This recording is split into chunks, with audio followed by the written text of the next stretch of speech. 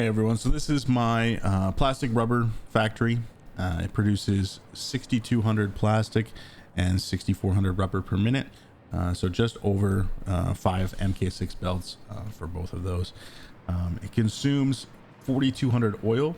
There's not a whole lot going in the Spire Coast as far as resources. One of the better looking biomes, but for whatever reason, they didn't put a whole lot of resources in it, so there's not much reason to come here other than just to yoink all the oil. So I'm pulling all of the oil from the Spire Coast as well as from this little canyon region. These kind of little, there's just 4 oil nodes here. I'm piping all of them back into this water tower. Again, it's 4,200 oil. If you add it all up, it's in fact 4,350. I opted to go with 4,200 just because it makes 7 full pipes. I did end up piping that extra impure node of 150 oil. I'll get into that later as to why I did that, but the whole system is designed based around just consuming the 4,200 or the seven pipes of oil. So all the oil runs back here towards the base. I'm pumping it all up into that water tower, which is about 10, probably about 10 walls higher than the top of this base, just so I don't have to do any pumping. Everything flows downhill, comes up here, and I don't need to worry about any pumps on the factory level. All the pumps are over in that tower. So all of the oil comes into here. It's all getting flowed and crafted into heavy oil residue. All these refineries, pretty much everything you see in here is going to be overclocked at 250%. The only time I will ever really do maybe 200% is just if the numbers kind of work out nicer and it's got some even numbers. But for the most part, I try and keep everything just fully overclocked just to reduce the size of the factories as much as possible. So I have 56 oil refineries crafting heavy oil residue into polymer. We can go ahead and, doesn't matter, but delete that. So it is creating 2,800 polymer per minute, and then, gosh, I don't even know. Well, I guess it would be double that. So 5,600 heavy oil residue per minute. I never really even thought about that number, but yeah. So 1,400 poly per minute. And then the poly is getting crafted into rubber, or sorry, 2,800 polymer into this 1,400 rubber per minute. But yeah, okay. So one important thing that you might think doesn't really matter if you're going to start making something like this, and even at a smaller scale, it all still is the same. You might think, well, I can turn the polymer into plastic or rubber, but in fact, you definitely on the first step want to make sure that you do the rubber recipe as opposed to the plastic recipe, because they both will produce 2 units of the one, but the plastic consumes more of the polymer resin than the rubber does.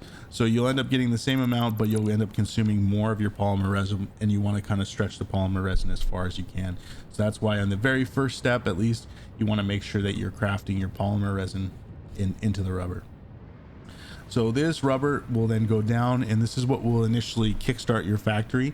That's probably one of the most difficult things with making this that I've found compared to other factories, is you kind of have to be confident with your numbers, and you have to fully build it before you can even really test it. Lots of other things are really easy to break down piecemeal, and you can kind of build one section, throw a sync on it, test it, see if it's working. If it is, okay, turn it off, carry on to the next thing. This, pretty much everything relies on the previous step, and then even the final step has to then get sent on.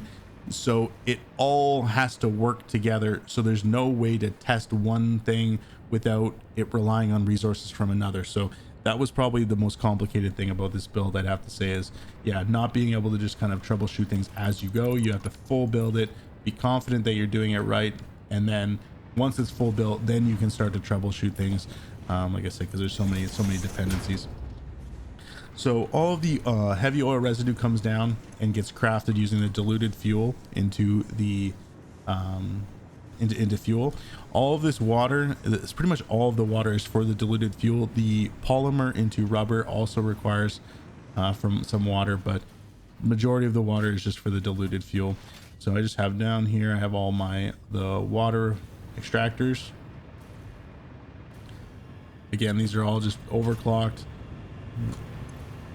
You want to, especially now that you can get power shards infinite, I find it just so much easier to build your power bigger, and then you don't have to worry about the space when you're building your factories. When you're trying to build things on this scale, it's a lot easier trying to fit in 200 refineries as opposed to trying to fit in 500 refineries, right? So all of that gets crafted into the fuel, and then the fuel gets sent down. Now, one thing I've learned while building this is, I think in the future, anything that requires fuel, I am going to just automatically design my pipelines based on a full loop system. I originally did not do that, and it created so many issues and so many headaches that, yeah, I would always recommend just designing things around a full loop. For example, the heavy oil residue that comes from these refineries are getting fed crude oil, so you would think they're going to run 100%, so you can reliably count on the heavy oil residue. So I have these broken up into chunks of 6, so that way the 6 refineries feed down into these blenders, and there's 6 of them that require 100 heavy oil residue per minute. It's all flowing downhill. I would think it would work even once the system's pressurized, and it does seem to work, but then also it doesn't at sometimes. I would have probably 80% of these working completely how I would expect, and then the odd one would not be, and it would be starving some for fuel or starving some for heavy oil residue. So pretty much just adding this loop in pretty much fixed it entirely. So I would just recommend always designing your things with a loop. So this full system goes out, it loops on both sides, and then at the input end it also comes down and loops on both sides. And I think the main reason why this probably has an effect is just this pipe adds as an extra buffer. I wonder if they like doubled the size of pipes, how much fluid is technically buffered inside of them, if that would alleviate the issue, or if they don't want to and they want people to do this. I don't know, it seems very counterintuitive. I thought I knew kind of how fluids work, and even with me thinking I know what is going on, that ends up being lots of issues as well.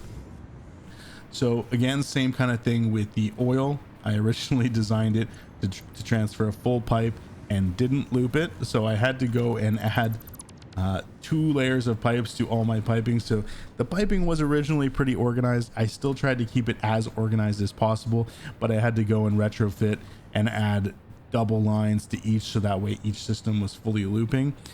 So it did end up making it a little less clean. One thing I've found people say is that that you need to let the system pressure up or get filled with liquid, and then it will start running. The issue with that when you're building a rubber and plastic plant is everything has to be running, so you can't really turn off, because if I turn off this section to let it pressurize with fuel, well, now I'm not producing rubber, and so now I'm not producing rubber, so now the plastic refineries aren't getting rubber to make their plastic, so then they'll stop working. And then everything kind of cascades and starts to not work, and it's very, very difficult to troubleshoot. So the option I opted for, and why I think sloops are incredibly overpowered, is I just would come to this system. I added the 2 fluid buffers, and I would just sloop these blenders and full sloop them, and then wait a couple minutes, and that's going to overproduce, which is going to fully saturate the line, and it's going to not require any of these machines to be turned off, and I can wait. And once I start seeing that these fluid buffers are going up, then I know that the system is full, and then I can take the sloops out and let it run kind of on its own. But then I know that the system is completely full, and it should be working. Doing that seemed to fix all of my issues, aside from the fuel, which I'll get into that later. But so yeah, designing everything with loops. The water doesn't seem to be an issue at all, and that's usually what I've experienced. I have had issues when I'm running longer pipelines with water, but none of my water pipes are looped. They're just straight from the extractor to the blender. That's all working fine. So all of the oil then comes down to here into these refineries.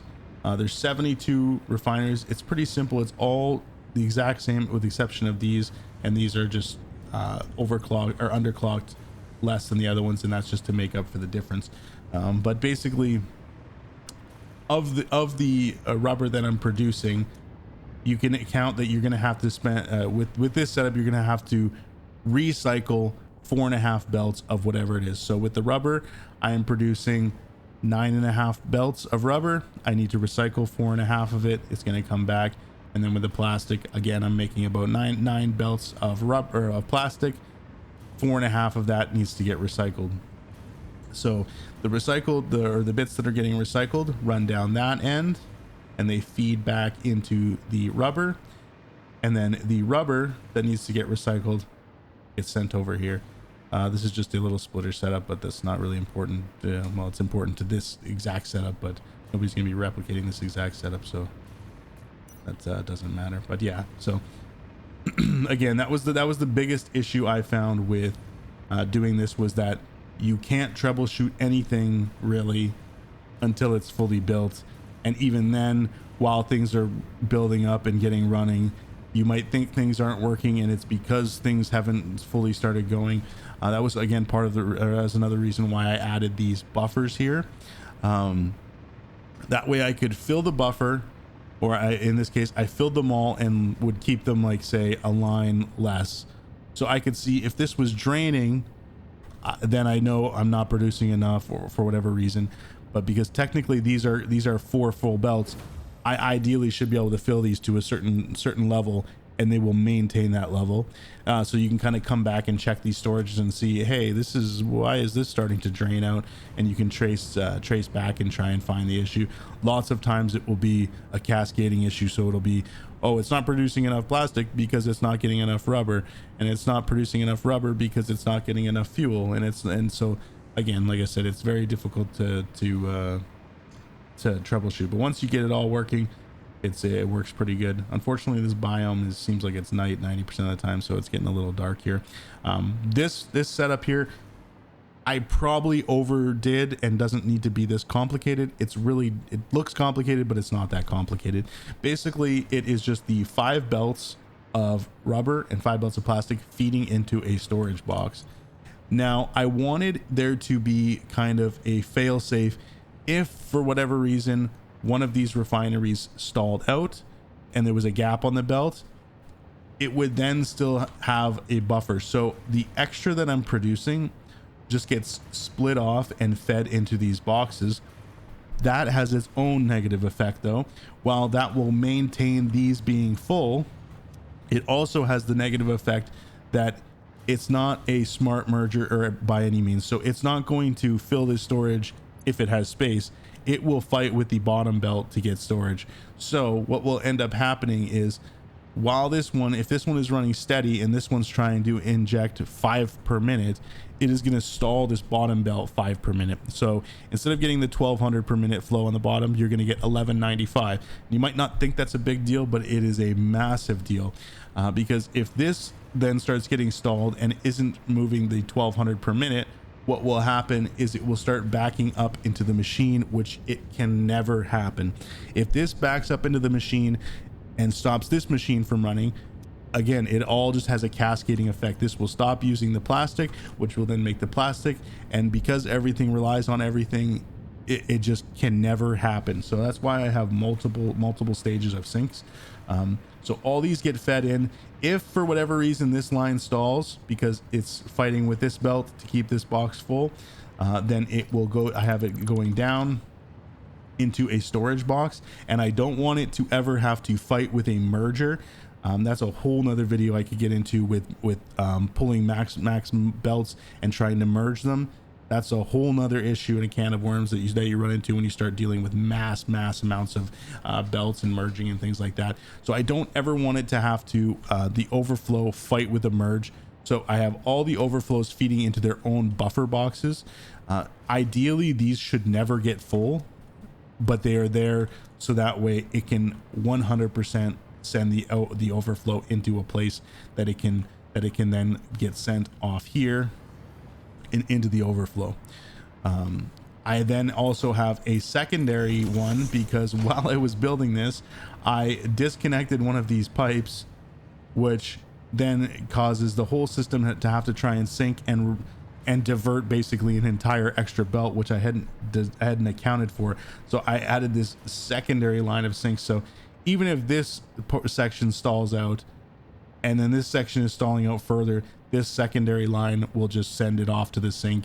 And again, just a fail safe, so that way there's never any issue, never any points where this could stop running. Again, you probably don't need to do this, but I wanted to have the fail safe of always having the 5 lines. Now that the factory seems to be running pretty much 100%, seems like I didn't really need it. But again, it's not, I mean, it's not hurting anything having it set up how I have it set up. So yeah, I mean, that's probably the biggest thing. Like I said, I'd say the hardest part with building this type of factory is not being able to not being able to just test things as you're going. You have to be very confident that what you're doing is all right, and then you can then you can troubleshoot once it starts going. And it is going to definitely require troubleshooting. You're gonna have missed belts, missed pipes. That's going to happen. And once you have things fully built though, then you can kind of go through and start troubleshooting. But once it's all working, it should maintain being working. And this should produce me 5 full belts of rubber and 5 full belts of plastic. So I'm extremely happy with how it worked out. Oh, the one other thing I wanted to go over was the oil. If anyone has any ideas as to why this is doing it, I would absolutely love to know. Some of these oil refineries, all of these are being fed full 600 pipes of oil. Even some that are just directly piped from a single pure node, transferring the 600 oil. It gets transferred to the water tower, comes to here. I was still running into issues where sometimes, and again, not in all of them, I have seven kind of duplicate systems, and it would only happen in maybe 2 of them, but it would start to run out of oil. I could not for the life of me figure it out.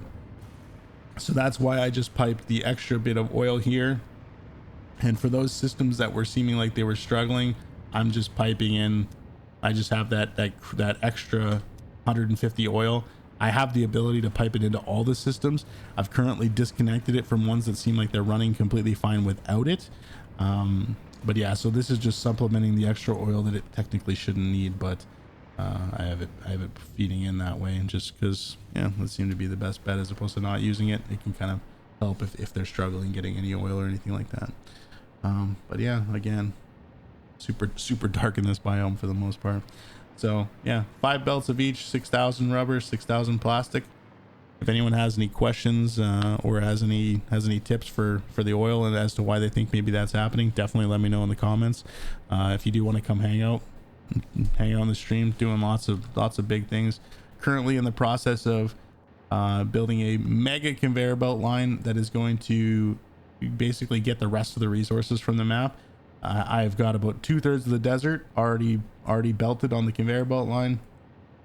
So this conveyor belt line will pick up everything from the desert, run down along the edge of the map, pick everything up from the green, and then it will end here, which is where I plan to build my final factory, or the main base that will finish construction of everything. That will be here. So we'll do all the pure recipes once I have a number of how many resources and stuff I'm gonna have. It's gonna be a lot. So that belt's going to be pretty cool. It's going to take a while to build, but yeah, definitely come check it out. And again, thanks for watching, and yeah, hopefully you guys learned something, or like I said, you might have some tips for me. So thanks for watching, guys.